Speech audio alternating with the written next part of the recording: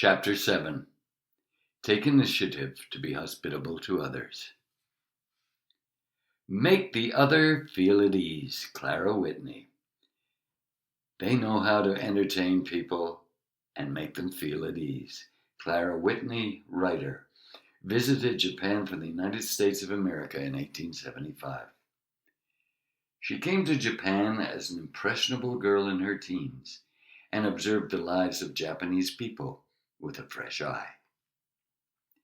Clara came to Japan with her family at the beginning of the Meiji era, when she was just 14. Her father, William, had brought the whole family to live in Japan on an invitation from Mori Arinori, a diplomat.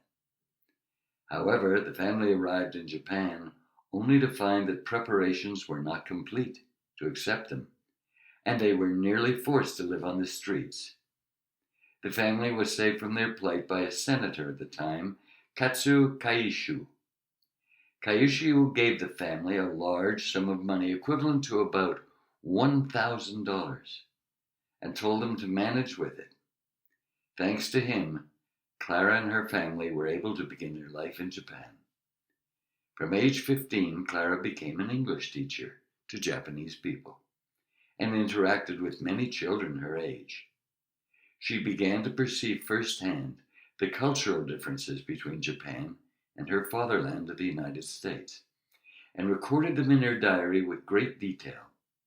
Her experiences took place at an impressionable time in her life, and Clara observed the people of Japan with an honest and frank perspective that only a teenager could have.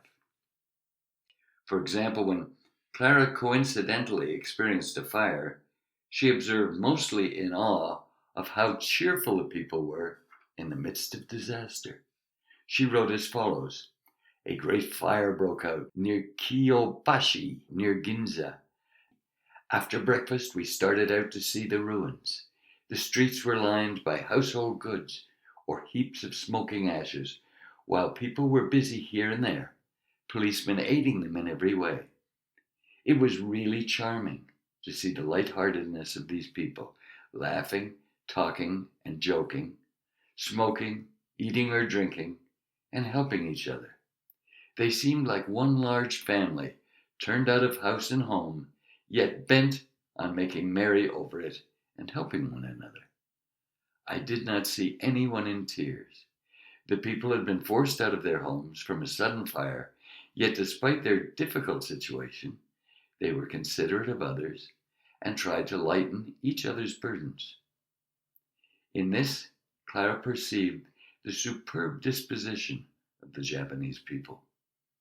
After some time, when she had gotten used to Japanese life, she gave the following observation, mature and keen for her age: "I have never noticed the contrast between foreign and Japanese men before.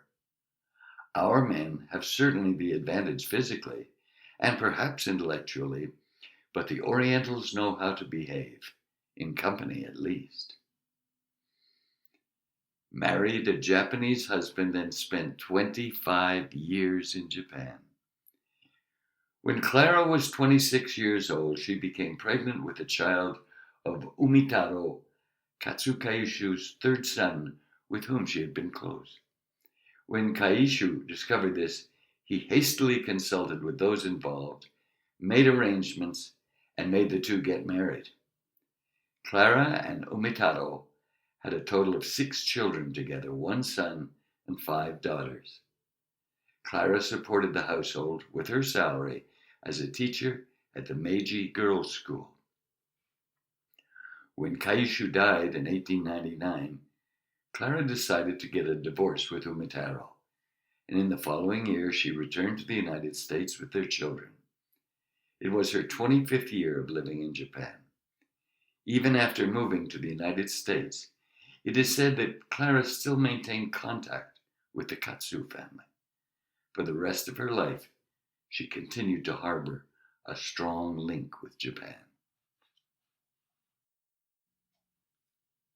Be on friendly terms with people.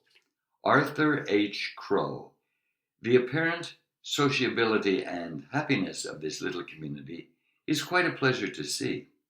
Arthur H. Crowe, merchant, traveler, visited Japan from Britain in 1881. In his journey through various parts of Japan, he received kind and courteous service, which he rated highly.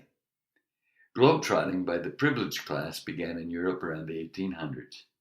Arthur traveled to Japan in 1881, and like other globetrotters, he stopped by in Japan purely for travel purposes, and it seems that he had a very lavish trip. Arthur exchanging his foreign currency first thing upon arriving in Yokohama. He notes as one of the first things in his records that the exchange merchant was Chinese. According to his research, foreigners of 14 different nationalities resided in Yokohama at the time. The resident population of Americans and Europeans combined was 1,376. It is said that there were more than 2,500 Chinese. Arthur's lodgings had been arranged at a hotel for Westerners. Arthur made it a habit to have friendly conversation with other Western travelers he met there, and exchanged information with them. According to Western custom, he attempted to give a tip for excellent service and kindness, but was turned down every time.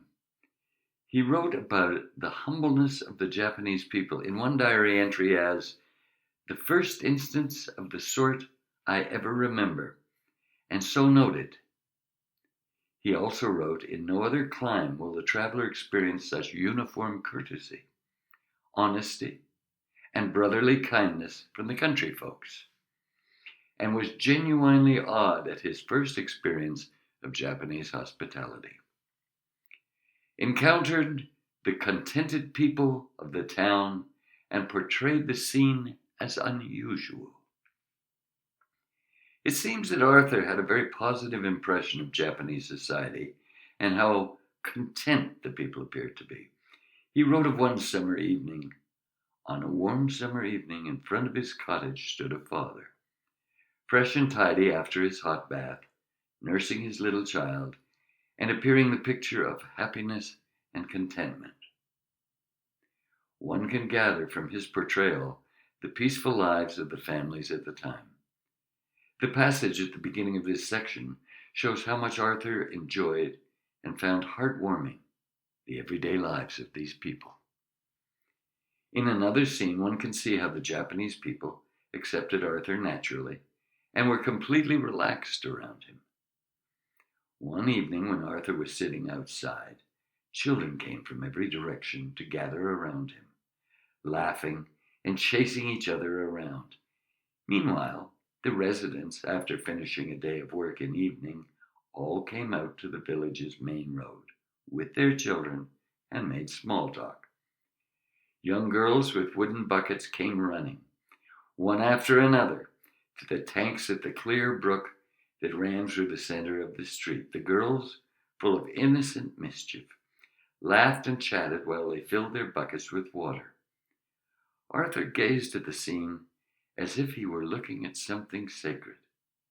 Being a foreigner, he could not understand their language, but deep inside his heart, he felt the warmth of the people. He was enthralled by the peaceful, pastoral landscape and friendliness of the people, likening the village to Switzerland. Do not demand from others. Émile Cavallon. How often I encounter unexpected kindness, the selfless and unselfish innkeeper, the clean servant girls like chambermaids from a play. They will always welcome you with kindness, never showing a frown.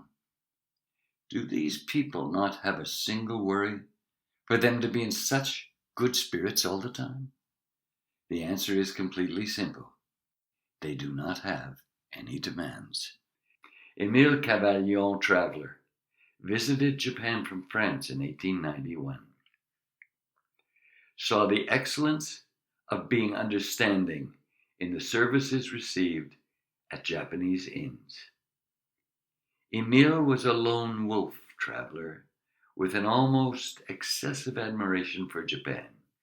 He boarded the Sydney in Shanghai in April 1891 and landed in Japan. At the time, Japan was in the midst of civilization and enlightenment. Emil was welcomed eagerly wherever he went.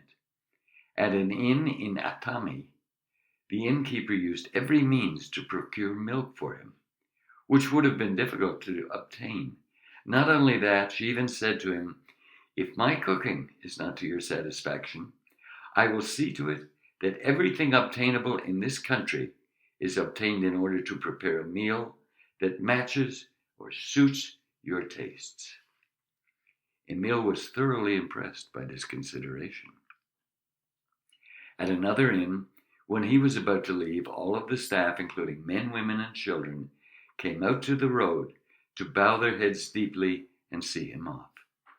It is said that Emil was so moved by this that he would keep looking back behind him as the groom pulled his rickshaw to the station. Emil could not help but wonder what lay behind this exceptional welcome. He came to the conclusion that it came down to being undemanding.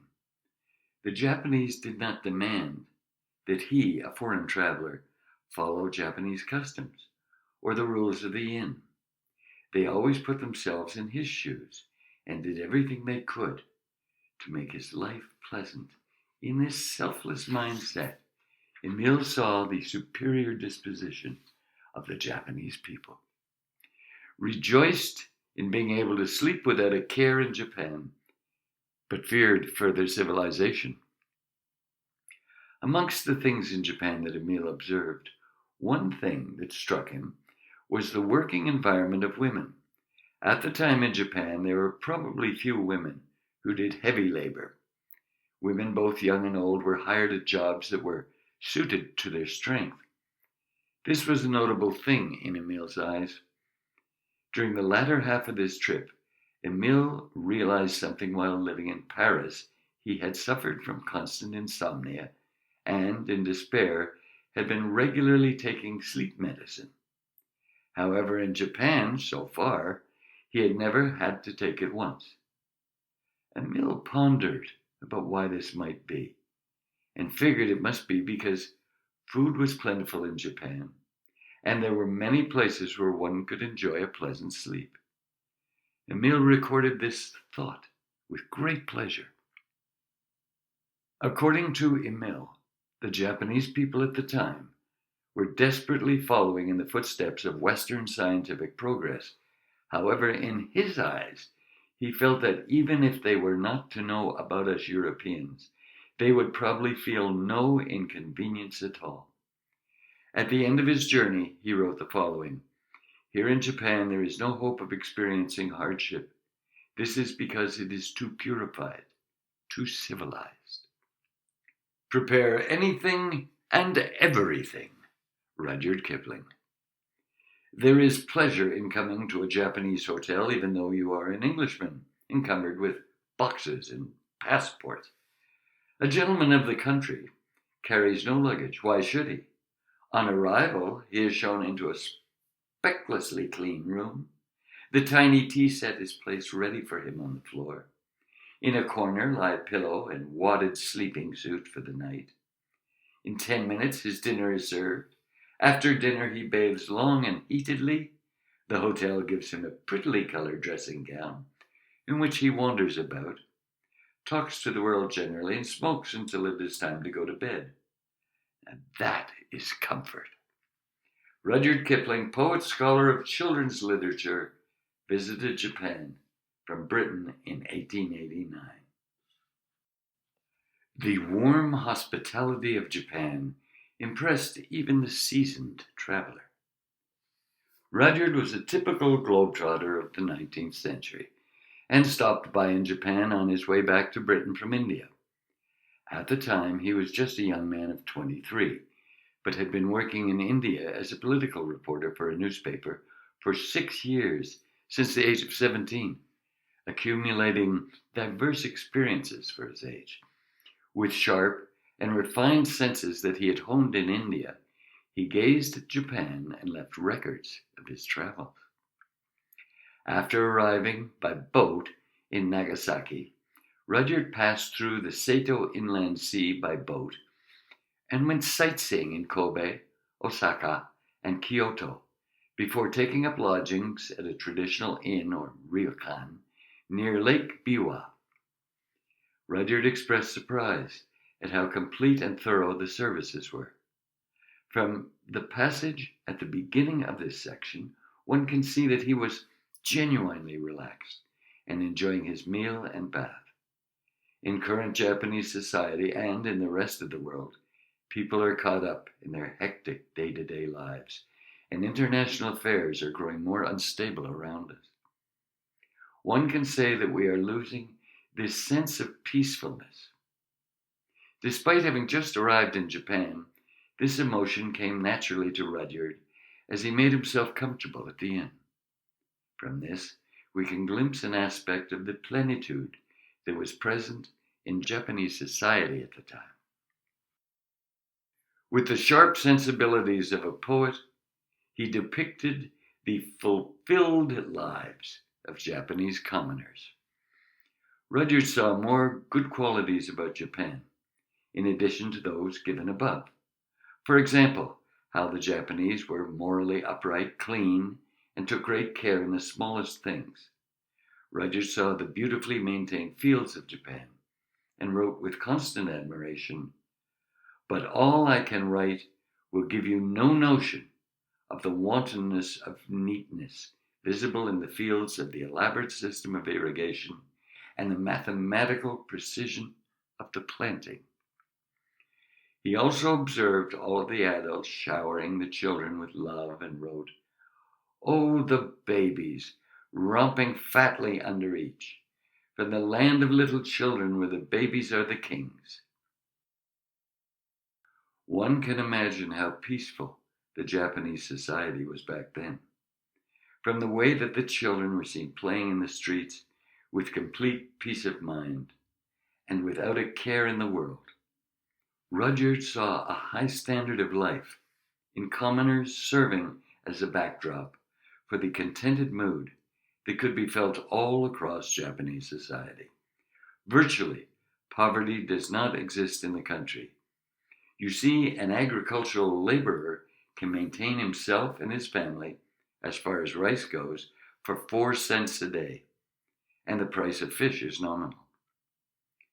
Rudyard depicted in his writings, at times with laughter, but always with an emotion of great affection, the girls and boys that served him attentively and with energy at the tea houses and inns that he visited. With his talent for writing and sensibility that was revered by the likes of Mori Ogai and Natsume Soseki, he sketched out a vibrant picture of the daily lives, emotions, and relationships of the people of Japan.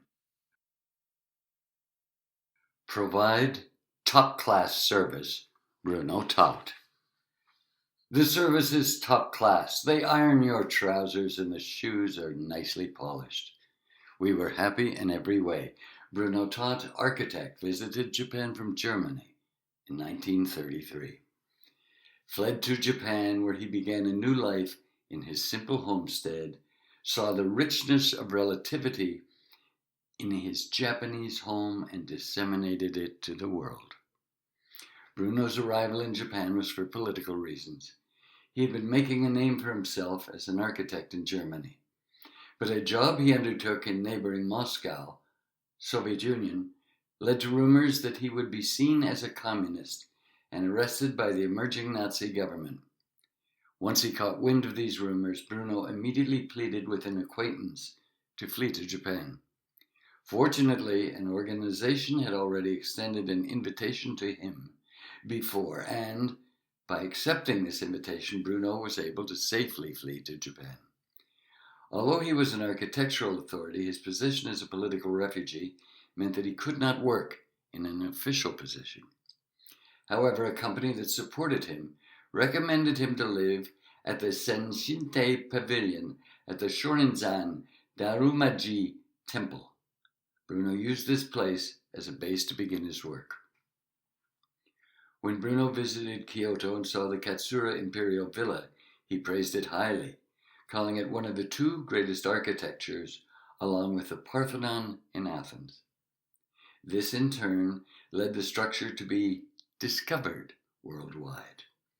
It is said that Bruno was able to gain a deep understanding of the true face of Japan at the Katsura Imperial Villa. Bruno also focused on the tokonoma, calling it a brilliant creation. He noted, "The tokonoma is one creation which could not be accomplished anywhere else on earth, and can truly be called a model for the rest of the world." Was astonished at the high quality of Japanese services, truly felt the high level of aesthetics in the word kirei, or beautiful. Bruno stayed in Japan for 3.5 years. He moved through Kyoto, Sendai, and Takasaki, and expressed surprise at the high quality of service that he received at his destinations. The Japanese people's gestures of hospitality to their guests, such as pressing the trousers or polishing the shoes, relieved Bruno's tension and brought him comfort. As evidence of this, Bruno found a uniquely Japanese aesthetic in the Japanese language itself. The word was kirei, or beautiful, a word that we use frequently without much thought. According to Bruno's observations, the Japanese word kirei encompassed the meaning of clear, transparent, as well as beautiful. When he learned of this, it is said that he was very surprised. This was because kirei was precisely the architectural philosophy that Bruno had. His philosophy could be expressed in this one simple word, which common people used in daily life as a standard of evaluation for things. One could say that this shows the high level of aesthetics of the Japanese people. Bruno wrote the following shortly before he left Japan. "I came to Japan because of my adoration for Japanese culture. But right now I feel that I love and respect the people even more than the culture."